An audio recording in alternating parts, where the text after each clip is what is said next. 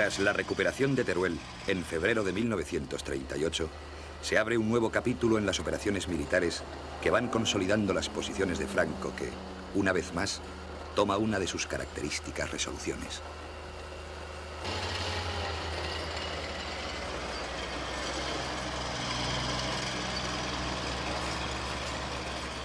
En lugar de aprovechar la ocasión para avanzar hacia uno de los objetivos primordiales, como es Madrid, o bien para penetrar hacia Cataluña, opta por entretener una importante masa de sus tropas en el Maestrazgo, un laberinto de montañas difíciles, apenas pobladas y sin interés militar.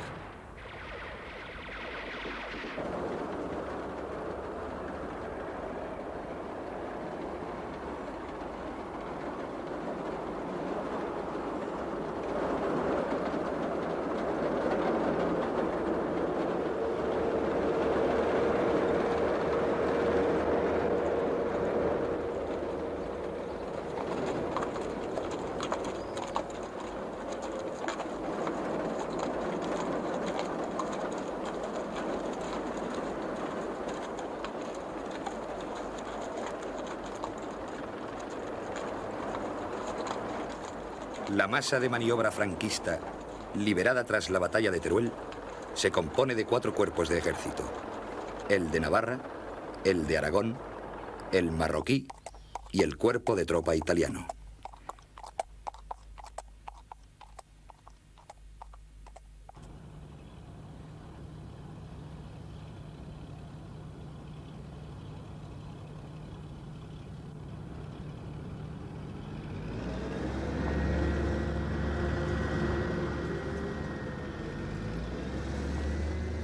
Son 100.000 soldados que disponen de 150 cañones contra solo 34.000 republicanos que apenas cuentan con 74. Se intenta compensar la diferencia con tropas del ejército de maniobra, internacionales y unidades sueltas de otros frentes.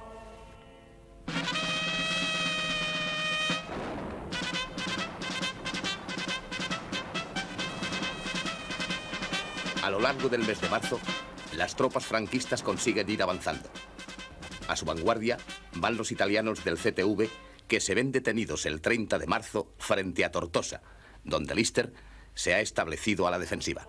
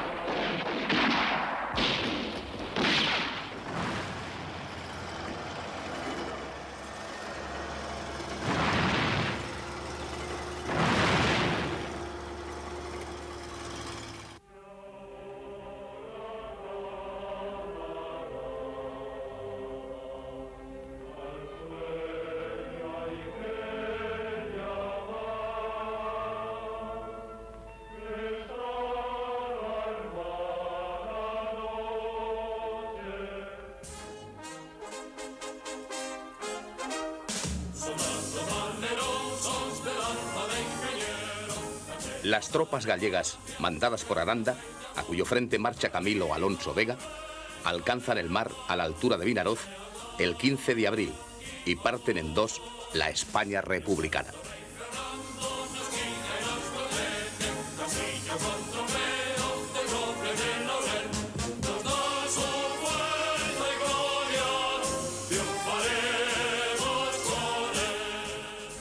En la zona norte radican la sede de la Jefatura del Estado y del Gobierno, así como el Estado Mayor del General Rojo. La zona centro-sur, aglutinada por Madrid, tiene como jefe militar al General Miaja. Semanas más tarde, el 31 de mayo, Franco realizará una visita a Vinaroz, acompañado por el jefe del Estado Mayor de la Armada, vicealmirante Juan Cervera Valderrama.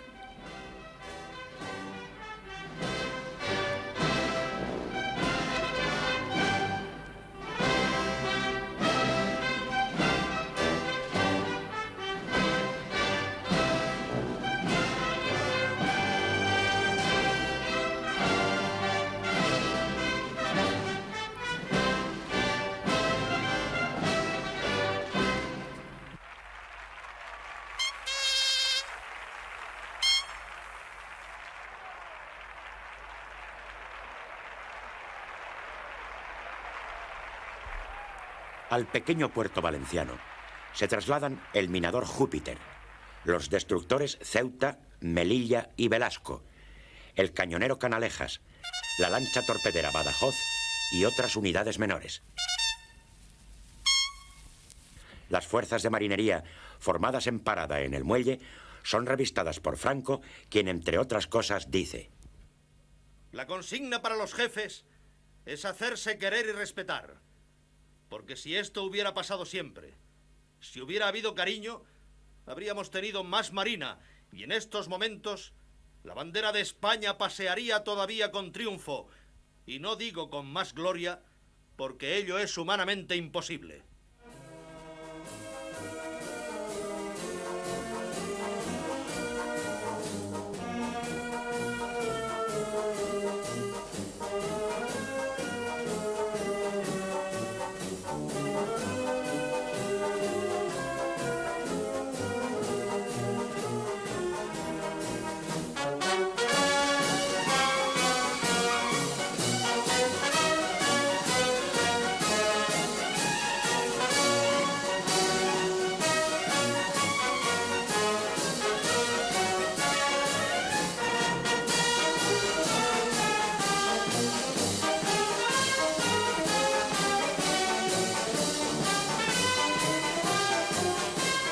Paralelamente, Franco inicia una ofensiva en el frente aragonés que hasta entonces no había sufrido grandes modificaciones desde 1936, porque las ofensivas de Huesca y Belchite no habían alterado sustancialmente sus líneas.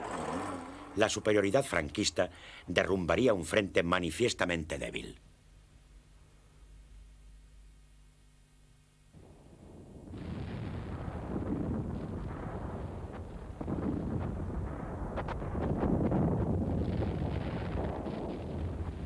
El ejército republicano está muy escaso de material y su situación resulta angustiosa a la espera de que el material soviético retenido en la frontera reciba la autorización de paso pertinente.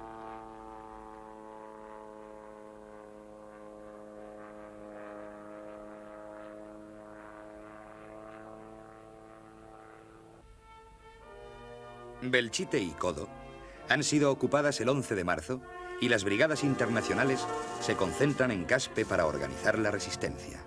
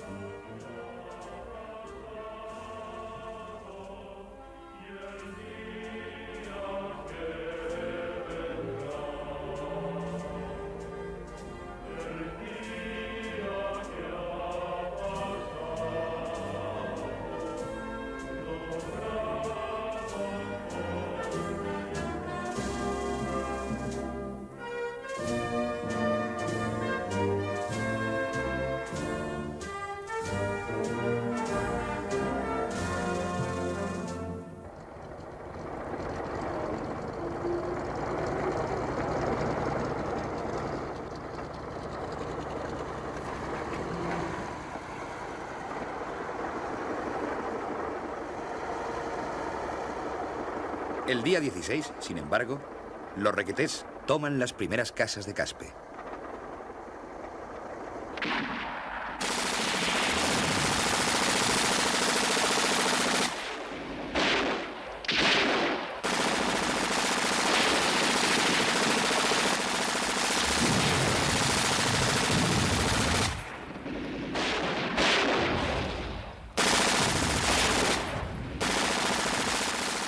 A pesar de su defensa, Tardienta es ocupada el día 22. A su vez, tras la toma de Alcubierre, se levanta el cerco de Huesca.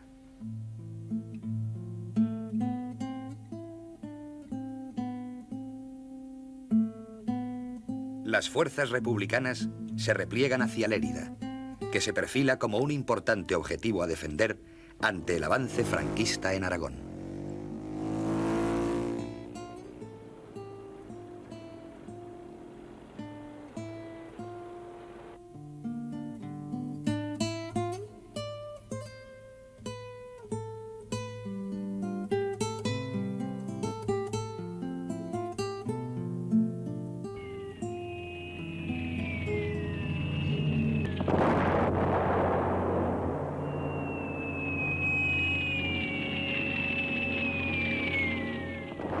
Para ablandar el espíritu de resistencia y producir efectos intimidatorios, la aviación de Franco somete a la ciudad, el 27 de marzo, a un bombardeo que convierte en ruinas buena parte de sus edificios y causa numerosas víctimas. Algunas autoridades republicanas, entre ellas Álvarez del Valle, visitan Lérida y comprueban los desastres provocados por las bombas.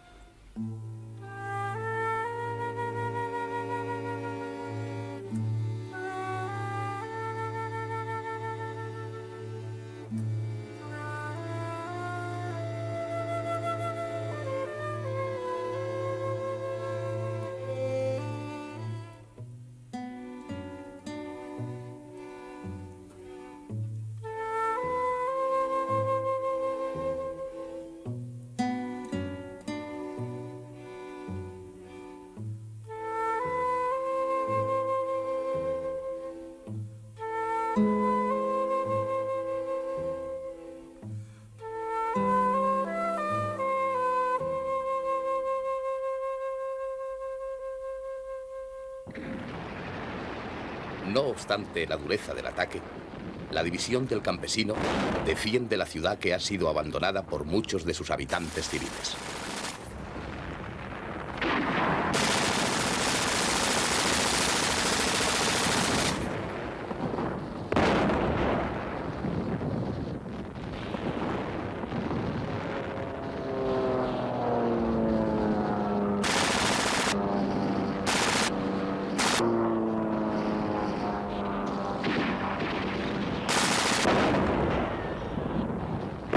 El 3 de abril, un ataque enemigo en toda regla, que cuenta con apoyo aéreo, penetra en Lérida. Sin embargo, la resistencia republicana es importante e impide que en un principio caiga en poder de los atacantes el barrio situado al otro lado del río.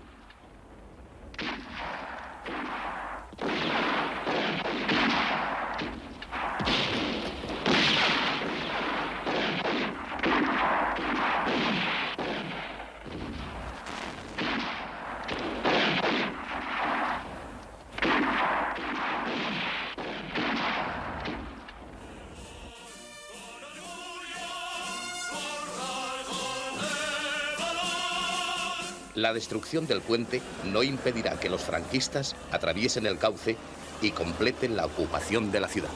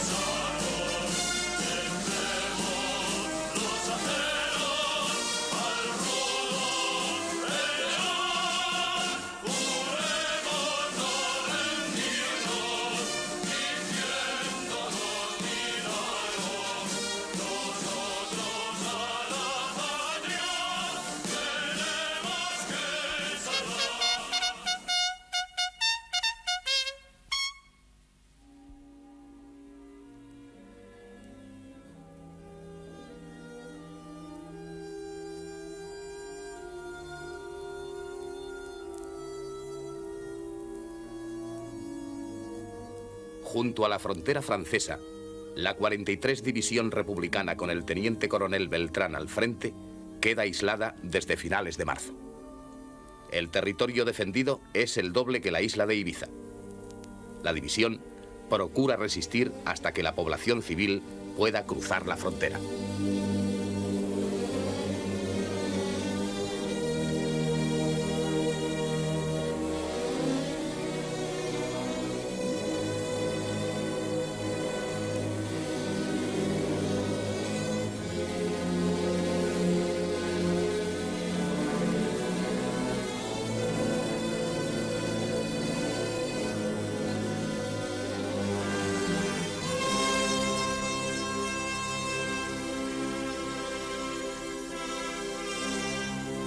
La 43 División organiza la vida y la defensa como puede, a pesar de la escasez de municiones.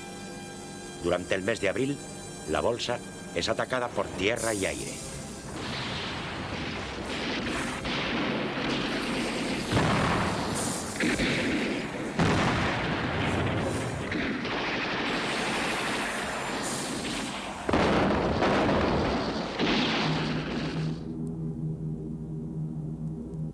El 15 de mayo la visitan Negrín y Rojo, y días después la división participa en la ofensiva contra Balaguer y Tremp, que fracasa. El enemigo acumula contra la Bolsa una gran cantidad de tropas bien dotadas de artillería y aviación.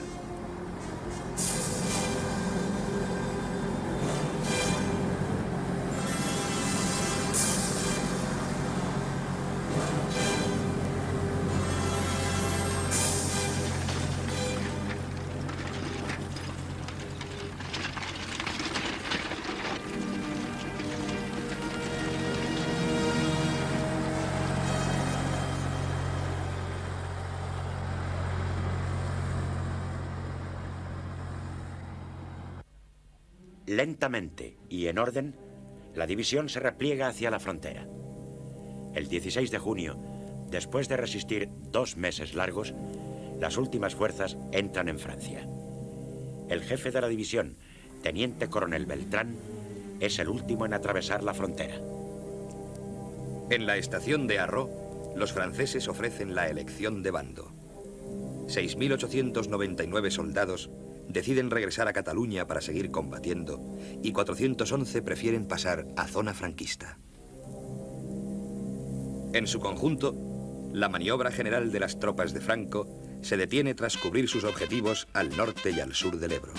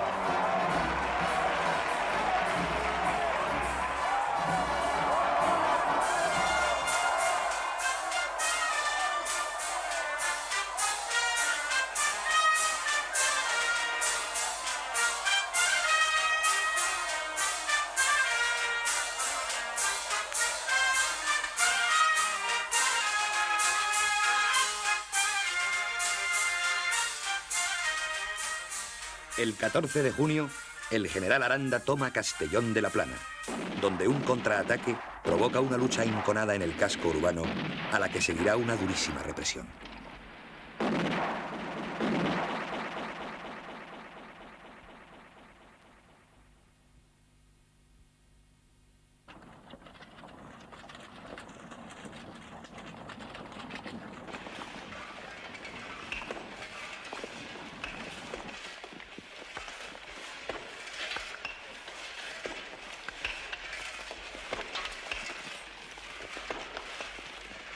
Los republicanos se esfuerzan en reorganizarse para una defensa adecuada. Aunque la capacidad de resistencia militar de la República, tras el esfuerzo de Teruel, parece haberse derrumbado y el peligro comienza a cernirse sobre Valencia, ciudad a la que los atacantes pueden llegar, bien siguiendo la costa, bien desde sus antiguas posiciones del río Alfambra.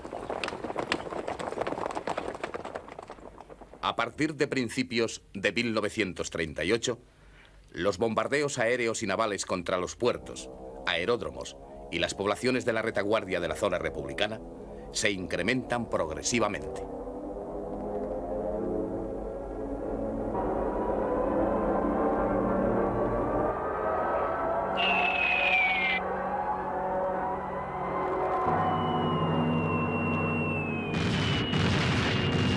Mientras van disminuyendo hasta casi cesar los bombardeos contra la retaguardia franquista a causa de la escasez de aparatos de bombardeo en el bando republicano.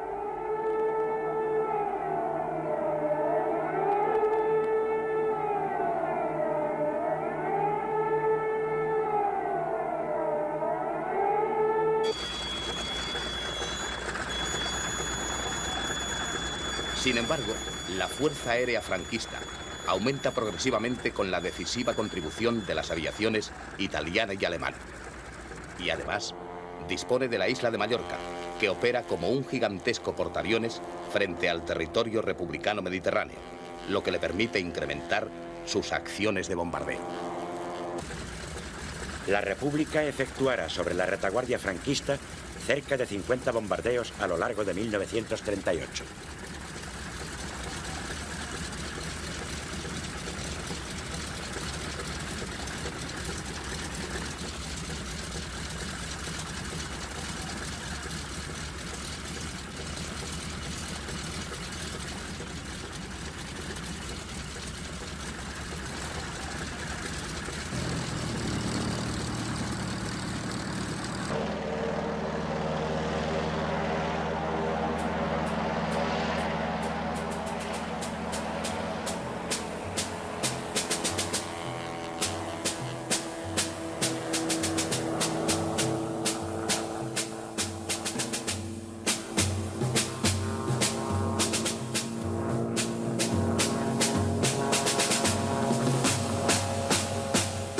El bombardeo de Cabra es el más duro.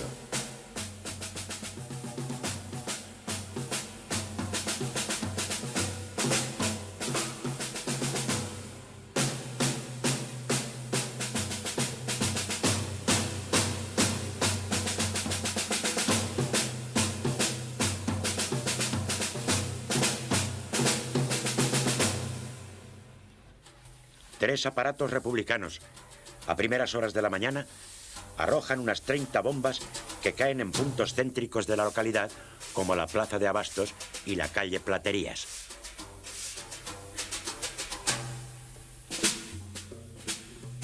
Causan un centenar de muertos y un número superior de heridos, en su mayor parte de población civil. Son destruidos varios edificios, total o parcialmente.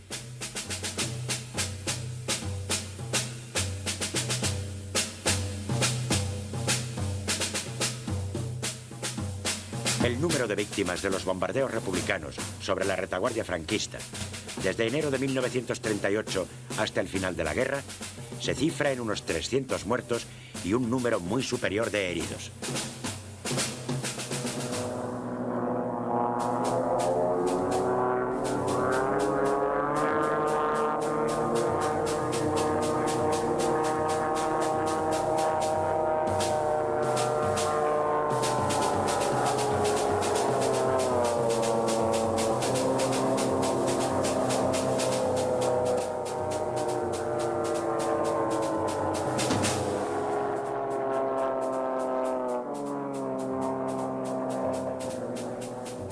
Durante el mismo periodo, los bombardeos que sufren los puertos, aeródromos y localidades de la retaguardia republicana se convierten en casi diarios, y el número de víctimas es muy superior a los que sufre la otra zona.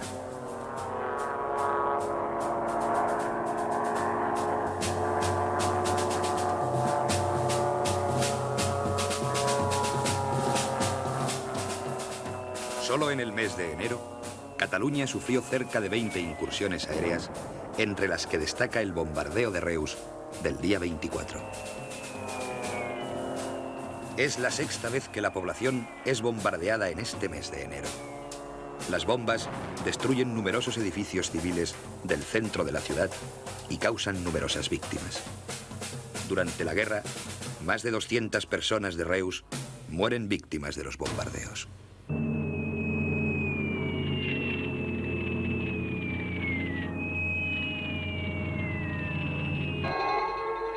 Barcelona sufre el día 30 de enero el bombardeo aéreo más duro hasta la fecha. El parte de guerra del bando franquista lo presenta como una mera represalia sobre objetivos militares por el intento de bombardeo republicano de Salamanca del día 28, que fracasó. Sin embargo, ningún centro directivo o puesto de mando es alcanzado. La mayor parte de las bombas han caído en las calles y casas de vecinos del llamado barrio gótico de la ciudad y sus alrededores, densamente poblados, causando numerosas víctimas civiles y destruyendo total o parcialmente numerosos edificios. Unas bombas caen en la iglesia de San Felipe Neri, destruyendo la sacristía, donde se habían refugiado numerosos vecinos y los niños acogidos en un local de la protección de menores. Unos 20 niños mueren, así como numerosos vecinos.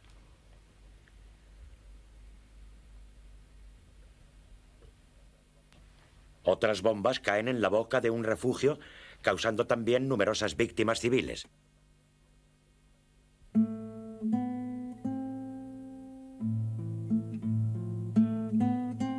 Otras caen en otros puntos céntricos de la ciudad. En la Gran Vía de les Corts Catalanes, entre las calles Bruc y Girona. En la calle Casp. También en la Maquinista Terrestre y Marítima de la Barceloneta.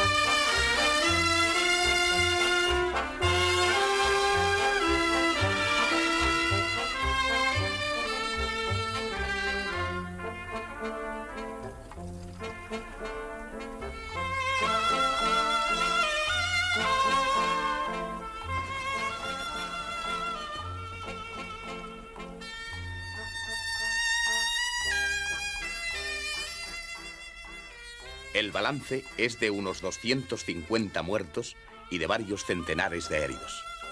El mismo conde Chiano se hará eco de la dureza del bombardeo. Los bombardeos aéreos sobre los puertos y las poblaciones de la retaguardia de la zona republicana continuarán sucediéndose casi diariamente. A lo largo del año 38 se efectuarán en la retaguardia republicana centenares de bombardeos. Cataluña sufrirá unas 180 incursiones aéreas y el País Valenciano unas 160. También ciudades como Almería o Cartagena y otras poblaciones de la zona republicana se verán sometidas a la dura acción de los bombardeos. El 10 de marzo, Tarragona sufre un durísimo bombardeo que causa numerosas víctimas. Los ataques contra esta ciudad y su puerto provocan más de 200 muertos y un número más elevado de heridos. Barcelona, los días 16, 17 y 18 de marzo, sufre los ataques aéreos más violentos de toda la guerra civil. Nunca hasta entonces una gran ciudad de 1 millón de habitantes había sido bombardeada con tanta intensidad. Es cierto. Los bombardeos se inician a las 22 horas del día 16 por aviones italianos procedentes de la base de Mallorca Desde ese momento, la ciudad vive en tensión bajo continuas alarmas aéreas. Los aviones realizan 13 incursiones sobre Barcelona. Las sirenas dan la alarma día y noche y rompen el ritmo de la vida diaria. Las emisoras barcelonesas transmiten repetidamente un mensaje que se hará obsesivo. Catalans, hi ha perill de bombardeig. Aneu als vostres refugis. La Generalitat vetlla per vosaltres. Las bombas caen indiscriminadamente en el centro de la ciudad y los barrios.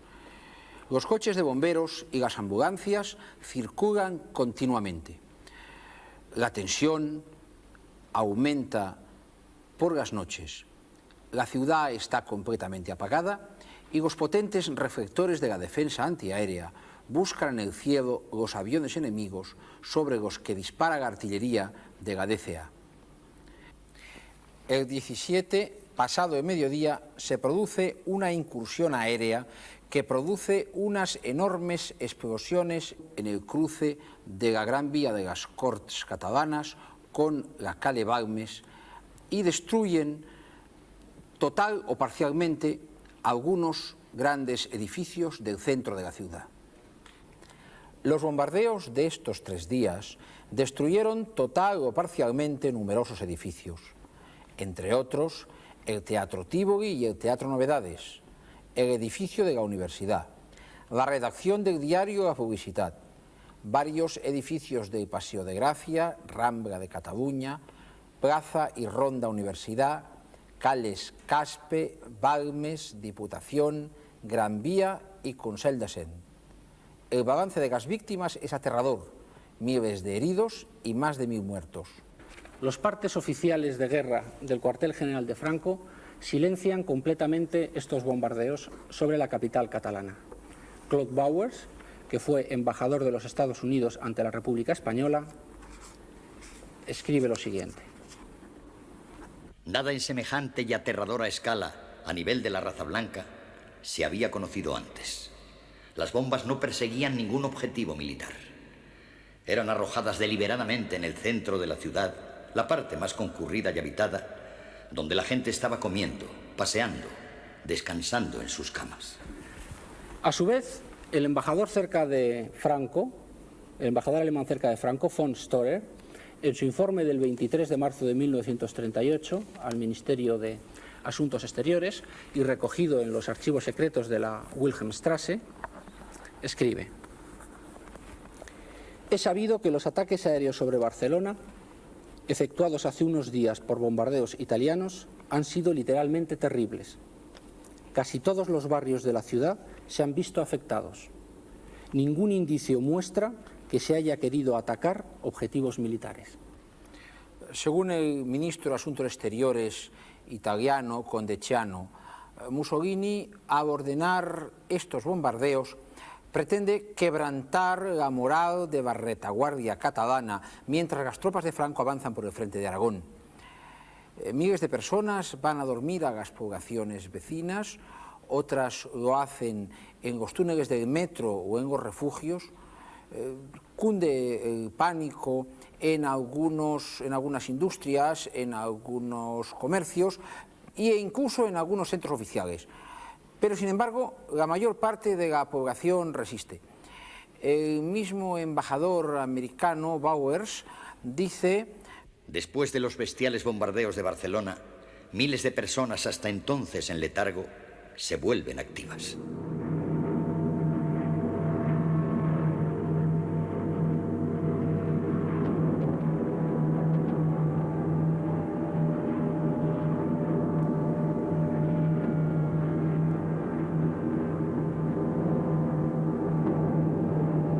Casi 2 años después, el 18 de junio de 1940, cuando la Gran Bretaña sufre los devastadores bombardeos alemanes, Winston Churchill en un discurso dirá a sus compatriotas: no quiero subvalorar la severidad del castigo que cae sobre nosotros, pero confío que nuestros conciudadanos serán capaces de resistir como lo hizo el valiente pueblo de Barcelona.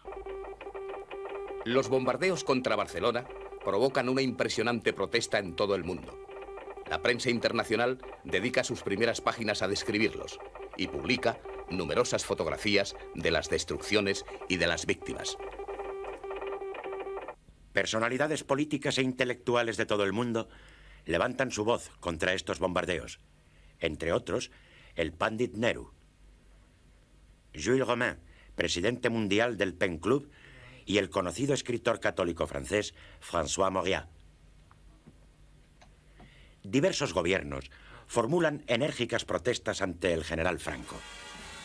El secretario de Estado norteamericano, Cordell Hull, declara que cuando la pérdida de vidas humanas entre la población civil no combatiente es quizá mayor de lo que jamás lo ha sido en la historia, creo que estoy hablando en nombre de toda la población norteamericana cuando expreso un sentimiento de horror por todo lo que ha sucedido en Barcelona.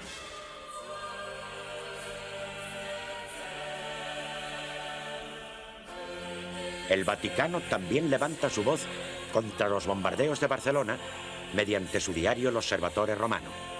Informa además que el Papa ha encargado a su representante ante el gobierno de Burgos, Monseñor Ildebrando Antoniuti, que con independencia de la acción de otras potencias haga una nueva y urgente gestión cerca de Franco para que cesen estos bombardeos contra las poblaciones civiles.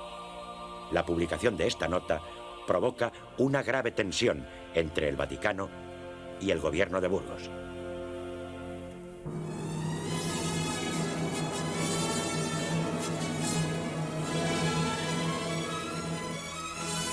La protesta internacional no es del todo inútil. El 19 de marzo cesan aquellos bombardeos indiscriminados sobre Barcelona. Pero los bombardeos casi diarios continuarán sobre la zona republicana. El 27 de marzo, mientras las tropas del general Franco avanzan por el frente de Aragón, la ciudad de Lérida sufre el bombardeo más devastador. Una buena parte de la ciudad se convierte en ruinas. Mueren varios centenares de personas y son muy numerosos los heridos.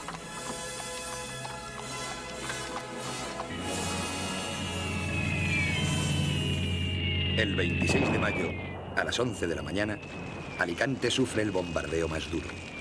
Algunas bombas caen sobre un mercado de abastos en plena actividad. Mueren unas 250 personas y los heridos son varios centenares. Numerosos edificios son total o parcialmente destruidos. El puerto y la ciudad de Alicante sufren numerosos bombardeos aéreos y marítimos durante la guerra. Sus víctimas se calculan en unos 500 muertos y alrededor de 1.500 heridos.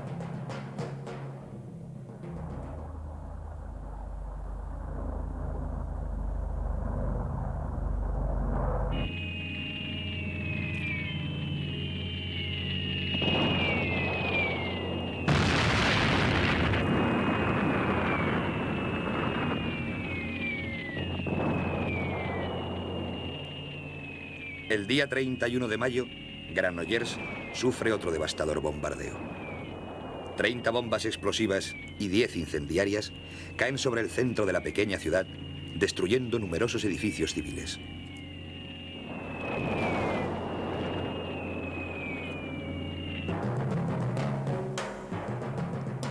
El balance es unos 250 muertos, el 75% de los cuales son mujeres y niños, y unos 500 heridos.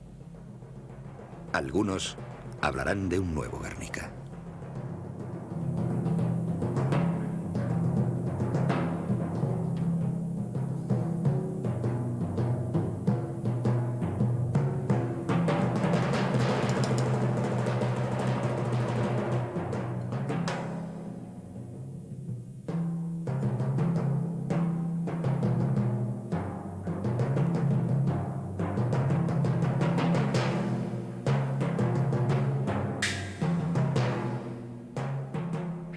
Durante la guerra, solo en Cataluña serán bombardeadas 236 localidades. En total, se cifran en 5.000 muertos con un número muy superior de heridos las víctimas de los bombardeos en la retaguardia catalana durante la guerra. A estas víctimas hay que sumar las que se producen en el resto de la retaguardia republicana. Su número total no ha sido aún investigado, pero muy probablemente se sitúa en torno a los 4.000 muertos. Así, en la retaguardia republicana, alrededor de 9.000 personas murieron a consecuencia de los bombardeos.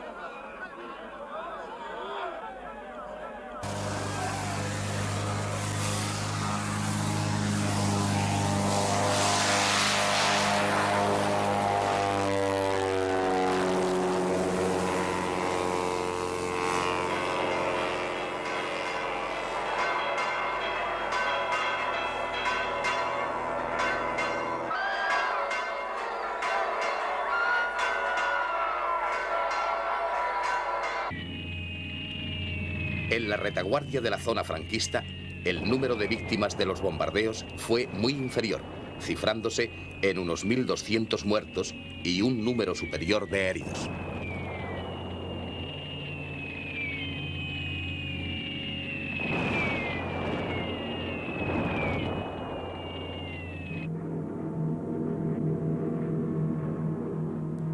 Muchos de los bombardeos aéreos franquistas son dirigidos contra los puertos republicanos del Mediterráneo, aunque a menudo afectan también a las poblaciones civiles. El bloqueo de estos puertos por las fuerzas navales del gobierno de Burgos se hace cada día más intenso, porque la desaparición del territorio republicano del norte ha permitido que estas fuerzas se concentren en el Mediterráneo con base en Palma de Mallorca. En este bloqueo participan decisivamente fuerzas navales italianas y alemanas, incluso submarinos.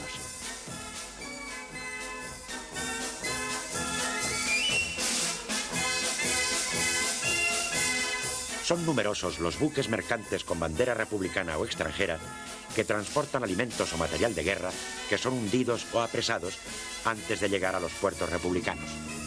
Otros buques son hundidos o averiados en estos puertos, como el de Barcelona, el de Tarragona, el de Valencia, el de Alicante y el de Cartagena, al desembarcar su carga. El gobierno republicano da a conocer largas relaciones de estos buques.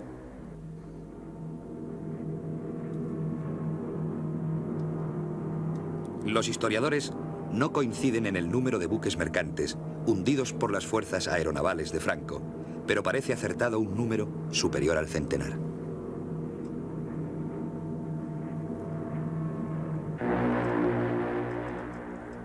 Este bloqueo creciente, que no consiguen impedir la Marina y la aviación republicanas, provoca una fuerte disminución de los suministros de alimentos, combustible y material de guerra a la zona en poder del gobierno de la República.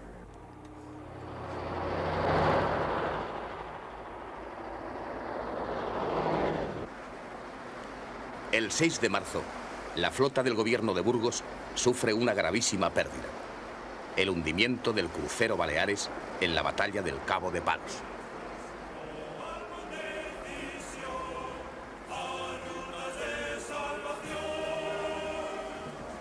En la madrugada de este día, una formación de unidades republicanas se cruza con la división de cruceros franquistas, Baleares, Canarias y Cervera, que escolta a un importante convoy procedente de Italia.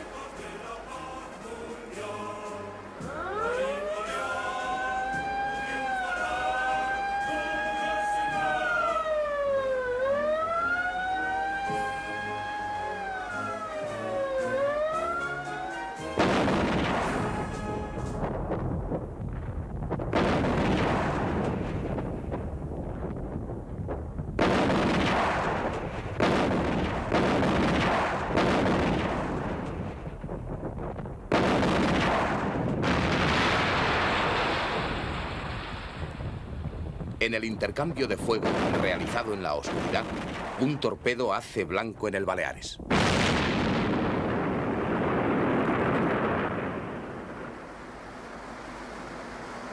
El jefe de la flota republicana, Luis González Ubieta, que no quiere exponerse a sufrir alguna pérdida, ordena poner proa a Cartagena.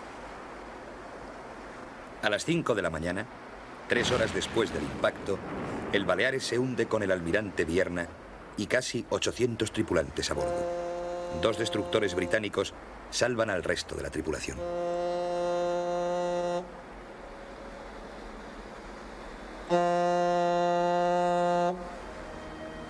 Pese al hundimiento del Baleares y a la reincorporación del crucero Miguel de Cervantes a la flota republicana, las unidades de la aviación y de la marina franquistas intensifican en los meses siguientes el control que venían ejerciendo sobre las rutas del Mediterráneo.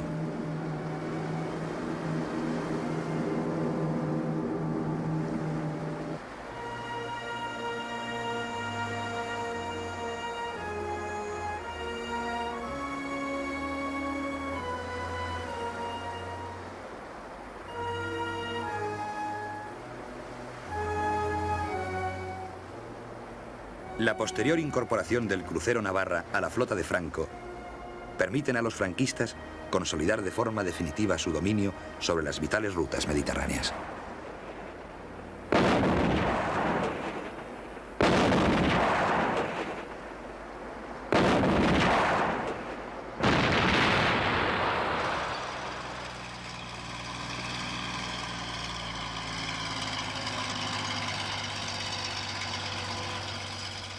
Ante la actuación creada por la contraofensiva de Franco en Teruel y la batalla de la Alfambra, la República necesita activar los recursos militares de Cataluña. Pero los franquistas cuentan con fuerzas mucho más efectivas y el ejército popular en Cataluña necesita todavía tiempo para organizarse. Para el mando republicano, conocedor de la realidad, es imposible pensar en batallas decisivas.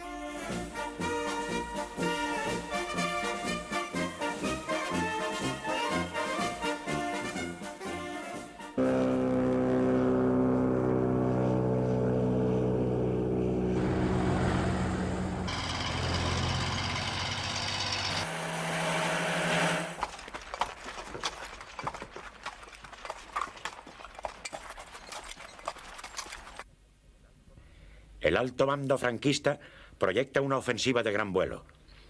Un inmenso frente en forma de arco se extiende desde los Montes Universales hasta el Mediterráneo a la altura de Alcover, con un vértice en Ejulbe. Parecía más lógico continuar la presión sobre Cataluña, pero Franco opta por Valencia. El Cuerpo de Ejército de Galicia, mandado por el general Aranda, ataca desde el 17 de abril por la carretera de la costa y tras durísimos combates consigue avanzar unos kilómetros. Mientras, y simultáneamente, el día 23 ataca por el sector de Aliaga el Cuerpo de Ejército de Castilla, mandado por el general Varela. Dadas las circunstancias, el general Rojo decide limitarse a maniobras en zonas de éxito probable para que la moral propia se robustezca y poder quebrantar la contraria.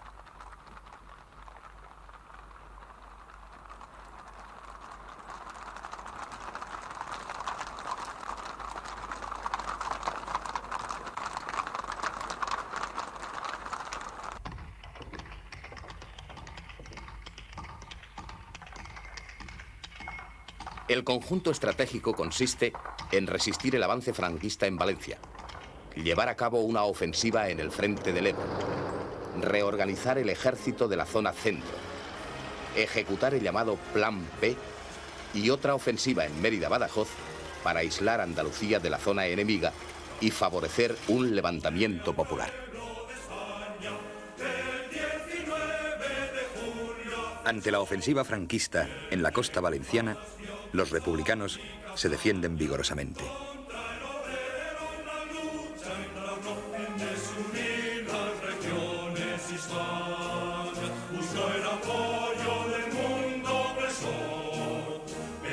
A partir de ese momento, los franquistas concentran sus esfuerzos en romper la línea Viver-Segorbe-Sagunto, que defiende Valencia.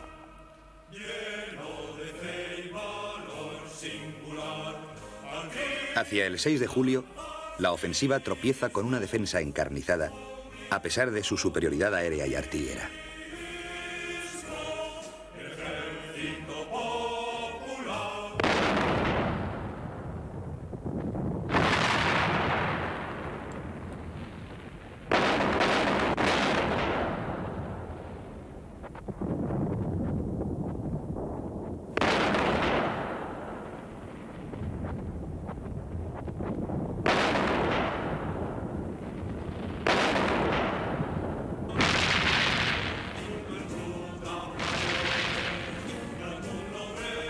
La defensa republicana es muy sólida, tiene reservas y una moral excelente.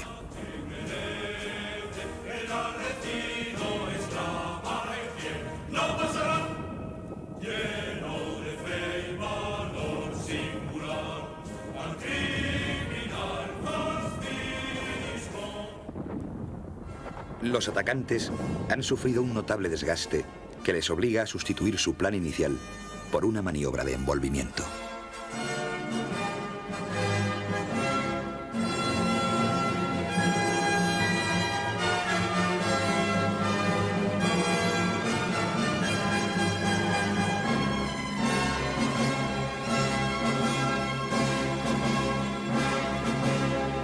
Antes de que puedan llevarla a cabo, los republicanos cruzarán el Ebro por sorpresa e iniciarán la mayor batalla de la guerra.